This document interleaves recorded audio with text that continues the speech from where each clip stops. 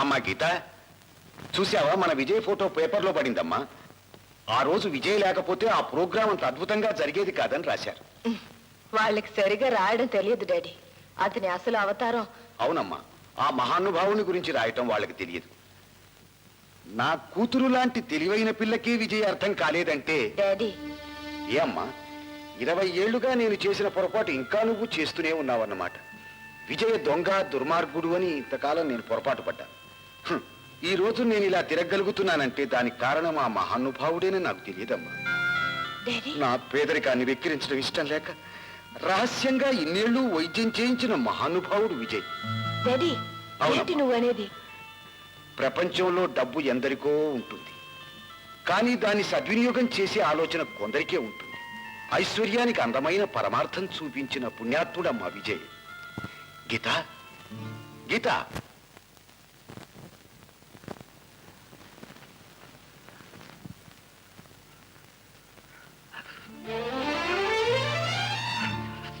అమ్మగారు కూర్చోండి. అమ్మగారు కూర్చోండి. నేను కూర్చునే ఉన్నాను. అవును, కూర్చుని. ఏం తీసుకుంటాను? Coffee, tea, powder? నేను ఎందుకు రాలేదు. ఎందుకు వచ్చారో కాస్త ఆలస్యంగా చెప్పండి అమ్మగారు. మిమ్మల్ని ఇలా ఈ ఇంట్లో చూడగలిగినందుకు ఈ ఇంటిని కూడా ప్రేమిస్తాను. అమ్మాయి శాంతి, అమ్మాయి గారికి మంచి కూల్ డ్రింక్ పట్టరా. నేను ఎందుకు వచ్చాను తెలుసా? ఈ డబ్బు ఇవ్వడానికి. డబ్బా? ఏం డబ్బు? ఎందుకు? మా నాన్నగారి వైద్యానికి మీరు ఖర్చు చేసిన డబ్బు. ఎవరికి రుణం ఉండడం నాకు ఇష్టం లేదు. రుణం? ఈ రుణం ఇంత సులువుగా తీర్చేస్తున్నారు అమ్మాయి గారు. మిమ్మల్ని ఇన్నాళ్ళుగా అపార్థం చేసుకున్నాను. I'm sorry. మీరే లేకపోతే మా నాన్నగారి ఆరోగ్యం బాగయ్యేది కాదు. కుమార్ని అప్పగించి ఉండకపోతే నాన్నగారికి కోర్టులో మళ్ళీ మంచి రోజులు వచ్చి ఉండేవి కావు. మీరు చెప్పిన 4 మాటలు చాలు అమ్మాయి గారు. వీటి కోసం నా జీవితాన్ని పణంగా ఇమ్మని ఇస్తాను, అంతేగాని ఈ డబ్బు ఇచ్చిన విక్రించొద్దు. ఈ డబ్బు తీసుకోకపోతే నా మీద ఇంకా కోపం పోలేదనుకుంటాను. ప్లీజ్, నా మనశాంతి కోసం.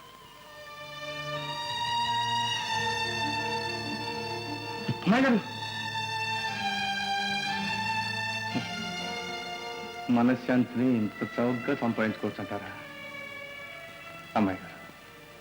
అదే వీలైతే. అమ్మాయి గారు, అమ్మాయి గారు, ఏ అమ్మాయి గారు? అదా, అది నువ్వు ఇంకా కాలేజీకి వెళ్ళకుండా ఇంట్లో ఉన్నావే? ఓహో, తెలిసిందిలే. అయితే ఆ గీతాదేవి గారే మీ అమ్మాయి గారు అన్నమాట. ఏ గీత? అదే, నేనొచ్చే ముందు నువ్వెవరితో మాట్లాడుతున్నావు? అదా, అది అన్నయ్య, నీకు అబద్ధం చెప్పడం చేత కాదు, ఒప్పేసుకో. గీతాదేవి గారే అమ్మాయి గారు. నువ్వు నాకు మాట ఇవ్వాలి. కుమార్ అన్నయ్యకి చెప్పి వెంటనే పెళ్లికి ఏర్పాటు చేయాలి, అంతేగా? అలాగే. అమ్మాయి గారు ఎవరో ఎవ్వరికీ తెలియకూడదు. తెలిస్తే?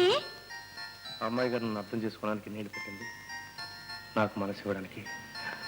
శాంతి, చెప్తే నా మీద చెప్పవా?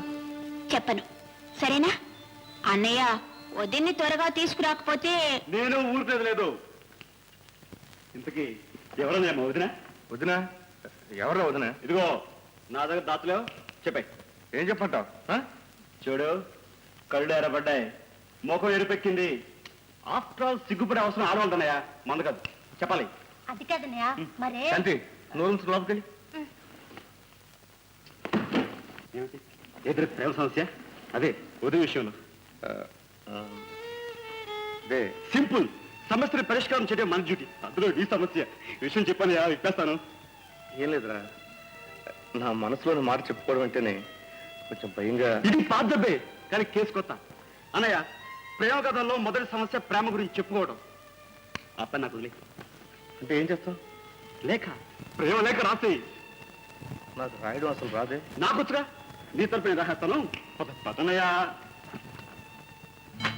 ఇప్పుడు చూపిస్తే నా పెన్ను తరాక చెప్పు, మనసులో ఉన్నదంతా కక్కి.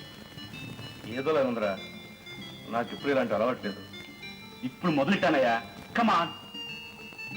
సరే, అమ్మాయి గారు. నవ్వుతావే? ఇంకా నయ్యం, మహారాణి గారు అన్నావు కాదు, ఎవరో నవ్వుకు రాసినట్టు. ప్రేయసికి ప్రేమ లేక ఎలా ఉండాలి? పేరు పేరు చెప్పన్నయ్యా. పేరా? పేరు పేరు కనుకోలేరా? పేరు ఇంకేదన్నా రాయి. ఏ వదిన పేరు చెప్పడానికి సిగ్గా ఉందా? సరే జనరల్గా రాద్దాం. ప్రియా. అదేమిట్రా సినిమాలో పిలుపులాగా బాధపడుతుందేమో. నా హృదయేశ్వరి. మరీ నాటకం ఉందిరా, నాటకంలో డైలాగ్ లాగా. ఇంకేదైనా చెప్పు. అయితే సింపుల్గా ప్రియమైన.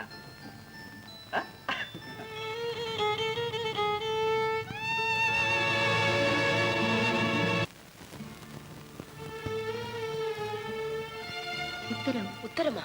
ఎవరిచ్చారు? ఎదిరింటి ఆయన ఇచ్చారు.